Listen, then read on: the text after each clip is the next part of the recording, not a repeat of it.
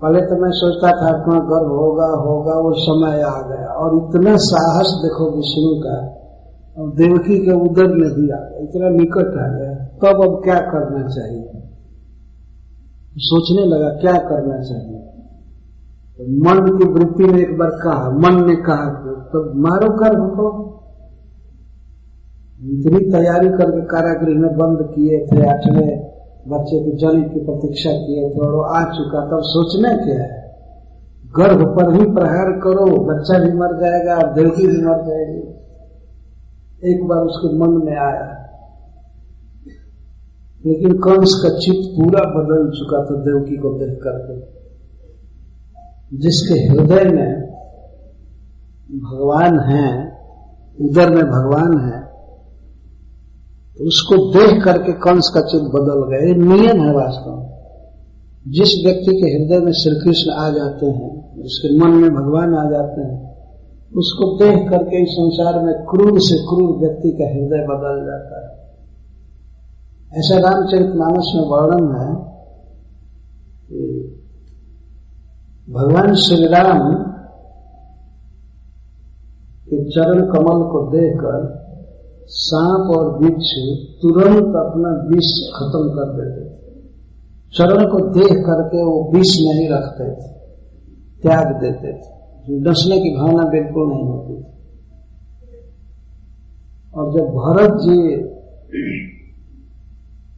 चल रहे हैं, जिनके हृदय में श्री राम हैं, बादल छाया करते हुए जा रहे थे, पृथ्वी फूलमय बनती जा रही थी, प्रत्येक पद पर श्री राम के लिए भी और भरत जी के लिए। श्री राम के लिए वर्णन है कि सांप और बिच्छू विष छोड़ देते थे, लेकिन भरत जी के लिए वर्णन है कि वे लोग विष तो छोड़ ही देते थे, वे चरणों का स्पर्श प्रेम से करते थे। भरत जी के चरण कमल का स्पर्श करते थे, सदा के लिए वे निर्विष हो जाते थे, शांति का अनुभव करते थे, सुख का अनुभव करते थे। कई बार इन बातों का वर्णन है। इस वृंदावन धाम में जो प्राणी रहते हैं, उनके बारे में भागवत में वर्णन किया गया है कि वे स्वाभाविक वैर को भूल जाते। जैसे सांप और मयूर वैर है, सांप को मयूर खा जाता है, हरिण को देख करके बाघ खा जाता है, मनुष्यों को देख करके कोई सिंह आक्रमण करता है। लेकिन वृंदावन के स्वभाव के कारण यहाँ पर कोई किसी से वैर नहीं करता है। सुखदेव गोस्वामी 18वें अध्याय में इसका वर्णन किया, दशम स्कंध। जैसे चैतन्य महाप्रभु ने अपने प्रभाव से झारखंड जंगल में सभी जीवों के वैर भाव को दूर कर दिया। वहां बाघ हरिण को गले लगा रहा था, सिंह और हाथी एक साथ मिलकर कीर्तन कर रहे थे, सांप और मयूर भी कीर्तन कर रहे थे, बोल रहे थे, झूम रहे थे, नाच रहे थे। और जैसा श्रील प्रभुपाद जी ने किया, परस्पर एक दूसरे के द्रोही विरुद्ध आचरण वाले सबको एक मंच पर नचा दिया दुनिया को। जैसे चैतन्य महाप्रभु एक मंच पर कृष्ण भक्ति के धरातल पर रसियन और अमेरिकन एक साथ गाते नाचते है ना, जो कि इनमें वास्तव में क्या कहा, भैंसे जैसे आपस में झगड़ा रहता है। लेकिन इस धरातल पर कोई भेदभाव नहीं, चाहे रसिया का हो, अमेरिकन हो, यूरोपियन हो, इंडियन हो, कोई हो। कृष्ण परम पिता है, कृष्ण प्रभु हैं और हम लोग उनके दास हैं। इस भावना से सब एक साथ रहते हैं। तो श्री वृंदावन धाम में स्वाभाविक वैर भी नहीं रहता है, कुछ भी नहीं रहता, सब एक दूसरे के प्रेमी होते हैं वास्तविक वृंदावन में। तो ये वर्णन सुखदेव गोस्वामी ने किए हैं। आज एक अद्भुत परिवर्तन हुआ, घटना हुई कि कंस जैसा राक्षस जो अब तक देवकी के पुत्रों को मार चुका था, इस भ्रम से कि हो सकता है भी 8वां हो जाए, तो आज तो रियल 8वां आ गया है, फिर भी उसका चित्त बदल गया। क्यों बदल गया? क्योंकि देवकी के पेट में श्री भगवान है, इस कारण से देवकी को देख करके उसका चित्त बदल गया। वो सोचने लगा कि नहीं, देवकी को नहीं मारूंगा। बच्चे को मारने की भावना अभी नहीं गई थी। तो सोचता था कि बच्चा जब जन्म लेगा तो विष्णु है ना, हमारा बैरी है, वो जन्म लेगा तो जन्म के बाद मार दूंगा, लेकिन गर्भ में जब तक है तब तक नहीं मारूंगा, नहीं तो देवकी भी मारी जाएगी। तो विचार करने लगा। यह बहुत बड़ी घटना है वास्तव। कई लोगों के समझाने के बाद भी कंस कभी नहीं बदला था, बल्कि और उल्टा हो जाता था। उसके जो साथी थे, उसके जो मंत्री आदि थे, सब बड़े दूषित बुद्धि वाले थे। जैसे उसके मंत्रियों में बकासुर, अघासुर, धेनुकासुर, अरिष्ट, यही सब उसके मंत्री थे। और ये कैसी मंत्रणा देंगे सबको मालूम है। जब योग माया ने कह दिया कि तुमको मारने वाला जन्म ले चुका, तो उसके बाद कंस देवकी वसुदेव को छोड़ दिया और एक इमरजेंसी मीटिंग बुलाया भोर में, सवेरे, कल के दिन, आज के रात के बाद मीटिंग बुलाया। और उस मीटिंग में, इष्ट गोष्ठी में, इष्ट उसके इष्ट तो वही सब थे, राक्षस सब इष्ट थे, उनकी गोष्ठी किया और उनके बीच रात में घटी घटना को सुना दिया। ऐसा ऐसा हुआ था, देवकी तक का तो 8वां पुत्र नहीं हुआ, एक बच्ची हुई और वो बच्ची सामान्य नहीं थी, वो माता दुर्गा जी है। दुर्गा जी ने कहा कि तुमको मारने वाला कहीं जन्म ले चुका है, तुम बेकार बच्चों की हत्या मत किया करो, अन्य बच्चों की। तो हमें क्या करना चाहिए? आप ही लोग हमारी आंख हैं, कंस ने कहा, हमारे नेत्र हैं, हमारी बुद्धि, सब कुछ आप लोग है। अब जो हमारा, जिसमें हमारा हित हो, हमारा कल्याण हो, आप सब पढ़े लिखे हैं, बड़े बड़े मंत्री हैं, आप हमको ठीक ठीक राय दीजिए, हमको परामर्श दीजिए, ओपिनियन दीजिए कि व्हाट शुड आई डू, हमको क्या करना चाहिए। और एक बार विचार कर लीजिए, जल्दी मत बोलिए, खूब सोच समझ करके। तो सारे मंत्री लोग विचार किए और आपस में एक तथ्य पर कहे कि हे राजेंद्र, हे भोजराज कंस जी, यदि ऐसी बात है कि आपको मारने वाला कहीं जन्म ले चुका, तो अब उसको मारने का उपाय करना चाहिए ना। ये ठीक है, देवकी को तो आपने छोड़ दिया, ठीक है, देवकी का दोष नहीं, इसके गर्भ से जन्म नहीं लिया है ना। नहीं, देवकी के गर्भ से जन्म नहीं लिया। दुर्गा जी बताई कि कहीं जन्म ले चुका है। माता योग माया ने, दुर्गा जी ने बताया कि कहीं जन्म ले चुका। ये नहीं कही कि यहीं पर जन्म लेकर गोकुल चला गया। कंस को छोड़ दिया संकट में पड़ने के लिए कि सोचे कहाँ जन्म लिया। तो फिर पूछता है कंस, नहीं वो लोग पूछे, तो माता दुर्गा ने जो शब्द कहा उसका ठीक ठीक परपर्ट समझते हैं आप ना? हाँ बिल्कुल समझता हूं, मैं बहुत ध्यान से सुना हूं। क्या कहा? माता ने कहा कि तव पूर्व शत्रु क्वचित जात, तुम्हारा पहला शत्रु, पूर्व जन्म का ही शत्रु विष्णु कहीं जन्म ले चुका। वो लोग पूछते हैं जन्म ले चुका तो कितने दिन के अंदर की बात होगी, आप क्या समझते हैं? तो हम तो समझते हैं कि ज्यादा से ज्यादा हुआ होगा तो 10 दिन हुआ होगा, यदि कल की ही बात हो, जन्म ले चुका है। लेकिन वो कहते ज्यादा से ज्यादा 10 दिन। हम तो ये समझते हैं कि दुर्गा जी ने जो कहा उसे ऐसा लगता है कि इसी रात में जन्म हुआ होगा, कुछ ऐसा लग रहा है। लेकिन मान लीजिए 10 दिन का हो गया, तो मंत्री लोग क्या राय दिया? अच्छा ठीक है, 10 दिन। उसको मारने का एक उपाय है कि इस मथुरा जिला में 1 महीने के जितने बच्चे हैं सबको कत्ल कर दिया जाए, तो उसी में से एक होगा ना वो, तो खत्म हो जाएगा। ये आपको कैसा लगता है? वो कह दो फर्स्ट क्लास ओपिनियन, एक नंबर, बहुत अच्छा, मैं तो सोच ही नहीं रहा था। तो जितने बच्चे हैं सबको मारा जाए। अब जानते हैं इसके बाद मीटिंग हुई 5वें दिन, फिर इसी विधान को एग्जीक्यूटिव कमेटी करने वाली थी उसको करने वाली कार्यपालिका।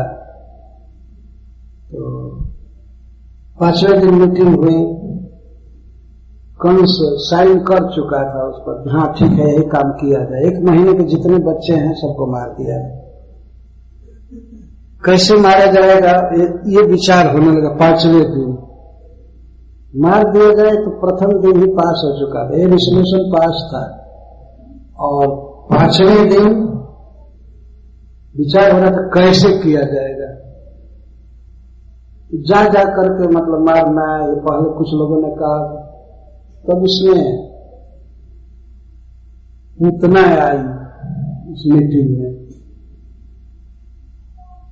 और उसने कहा कि नहीं कहीं जाएंगे मारने के लिए, लोग अपने बच्चों को लेकर भाग जाएंगे, एक गांव में करेंगे दूसरे गांव में हल्ला हो जाएगा, अपने बच्चे को छिपाएंगे या लड़ेंगे, द्रोह करेंगे।